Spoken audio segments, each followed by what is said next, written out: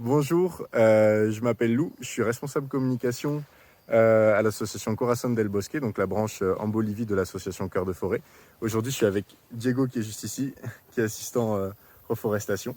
Et du coup, on se trouve actuellement sur une parcelle qui a été reforestée. En fait, ici, un des problèmes ici en Bolivie, c'est du coup la culture de la coca.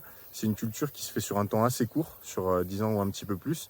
Mais comme c'est une monoculture, les sols s'épuisent très rapidement. Les gens en fait vont dans la forêt, font un incendie pour libérer de l'espace, faire une culture de coca, la cultiver pendant un certain temps, et puis après, voilà, ça reste un lieu désert, sans arbres, et du coup, ça engendre une grande déforestation ici sur place. Donc nous, ce qu'on propose avec l'association, c'est notamment de participer à faire de l'agroforesterie localement, c'est-à-dire à planter des arbres fruitiers, des arbres endémiques, etc., directement dans les cultures de coca, ce qui permet d'avoir une meilleure production, ce qui permet d'avoir plus d'humidité et ce qui permet d'enrichir les sols, ce qui fait que sur le temps long, les cultures durent beaucoup plus longtemps.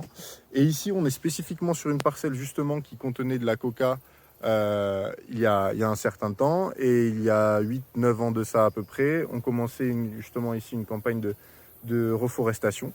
Donc on voit des arbres plus ou moins grands, ceux-ci qui sont moyens, des petits arbres, et puis hop, juste ici, des arbres beaucoup plus imposants.